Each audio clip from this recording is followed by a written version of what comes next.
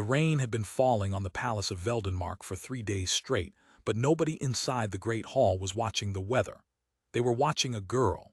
She stood in the doorway, soaked to the bone, holding a folder no one had asked her to bring, and in about 90 seconds she was going to say something that would change how an entire kingdom saw its royal family. Her name was Elise. She was 17, and everyone in that room had spent years pretending she wasn't there. What happened next is the reason her portrait now hangs where the old duchess's cousins once smiled down at the nation. This is how the Quiet One changed everything. For as long as anyone could remember, the spotlight in Veldenmark belonged to the Rosewaters. They were Duchess Margaret's relatives, and they were everywhere.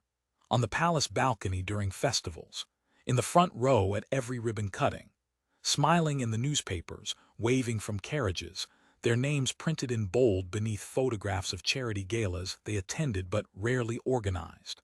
The people of Veldenmark had grown used to their faces the way you grow used to wallpaper. Present, decorative, and easy to stop noticing. Duke Aldwin and Duchess Sabine, meanwhile, lived at the edge of things. Aldwin was the younger brother of the reigning monarch, a quiet man who preferred greenhouses to grand halls. Sabine was warm and clever, but she had never fought for attention, and in a palace, attention not fought for is attention lost. Their daughter Elise had grown up in that soft shadow, a girl who read too many books, asked too many questions, and was gently reminded, again and again, that the Rosewaters handled the public side of things. Nobody was cruel to her exactly. That was the strange part. It was politeness that kept her small, a hand on the shoulder steering her away from cameras, a seat arranged just far enough back, a tutor who taught her history and manners but never once suggested she might one day matter to anyone beyond her own family. Elise learned to be useful in ways no one photographed. She remembered the names of the kitchen staff's children. She knew which elderly courtiers were lonely and sat with them. She noticed things. And lately, what she had begun to notice was troubling her. It started with the Flood Relief Fund.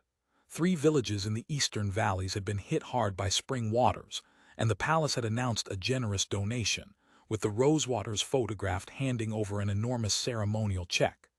Elise had been there, 3 rows back as always, but weeks later, visiting the valleys quietly with her mother, she saw no new roofs, no repaired bridges, no sign the money had arrived at all. She said nothing then. She simply began, in her careful way, to keep a folder. The rain outside kept falling. Inside the folder, the pages kept growing, and Elise, 17 and invisible, was starting to understand that being unseen had given her the one thing no one else in the palace had, the freedom to look closely. The valleys taught Elise how to ask questions without seeming to ask them. She would arrive in a village with a basket, sit in a kitchen, accept a cup of weak tea, and simply listen. People talked to her precisely because she was nobody important. A duchess's cousin sweeping through with cameras made villagers stand up straighter and say only pleasant things. A quiet girl with kind eyes and no entourage made them forget to perform. And so they told her the truth. The truth was that the flood money had never come. Not to the eastern valleys, not to the fishing hamlets on the northern coast, not to the orphanage in the old mill town that the palace had publicly adopted 2 winters ago. Everywhere the Rosewaters had smiled for a photograph, there was a gap between what had been announced and what had actually arrived. Small gaps at first, then larger ones, then gaps so wide that Elise's hands shook when she added up the numbers by candlelight. She was careful. She had grown up watching how power moved in the palace, and she knew that an accusation without proof was a weapon that turned on the one who threw it. So she gathered receipts that didn't match announcements, dates that didn't line up. A ledger a retired clerk pressed into her hands one evening, whispering that he'd kept a copy because something had always felt wrong. She copied everything twice and hid the second set beneath a loose board in the greenhouse her father loved, the one place no one thought to look for anything but seedlings. Her mother noticed the change in her. Sabine found her daughter awake past midnight, surrounded by papers, and instead of scolding her, she sat down and asked to see. They read together until dawn. When they finished, Sabine did not say this is impossible or you must be mistaken. She said only quietly, "Who else knows you have this?" "No one," Elise said. "Keep it that way," her mother answered, "until we understand who we can trust." That was the moment Elise stopped being a child in the story of her own family.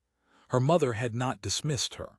Her mother had believed her, and belief, it turned out, was a kind of oxygen she had been starved of her whole life. She felt something straighten inside her.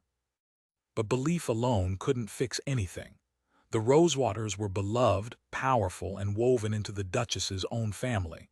To move against them was to risk everything: her father's fragile standing, her mother's peace, her own quiet safety. Elise understood the arithmetic of it clearly. She was 17, unseen, and about to challenge the most photographed people in the kingdom. For 3 nights she couldn't decide. Then she went back to the Milltown orphanage, and she saw a child sleeping under a coat because there were no blankets, in a building the palace had promised to save. She stopped calculating what it would cost her. She started planning what it would cost them.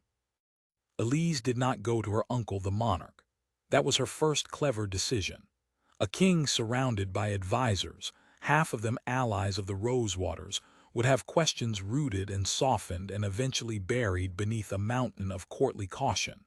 Instead, she went to the one institution the palace could not fully control: the ledger itself, and the people who kept the kingdom's accounts. There was an old auditor named Corwin, a man everyone found tedious because he cared about decimal points more than dinner conversation. The Rosewaters had laughed at him for years. Elise had once sat beside him at a stiff formal luncheon when no one else would, and he had never forgotten the kindness. She went to him now, not as a duke's forgotten daughter, but as someone with a folder full of questions only a man who loved numbers could answer. Corwin read for a long time in silence. Then he took off his spectacles, rubbed his eyes, and said the words that told Elise she had been right all along. "This isn't carelessness. Someone built this to hide it." He agreed to help on one condition: that they do it properly, quietly, with evidence so complete that no amount of charm could explain it away. For 6 weeks they worked in secret. He taught her to trace money the way a hunter tracks a deer, following faint signs others walked past. She brought him the villagers' accounts, the clerk's ledger, the dates and receipts. He matched them against the official palace records, and slowly, patiently, they built something no smile could survive. The Rosewaters, meanwhile, noticed nothing. Why would they? The invisible girl was still invisible to them. She sat 3 rows back. She said little.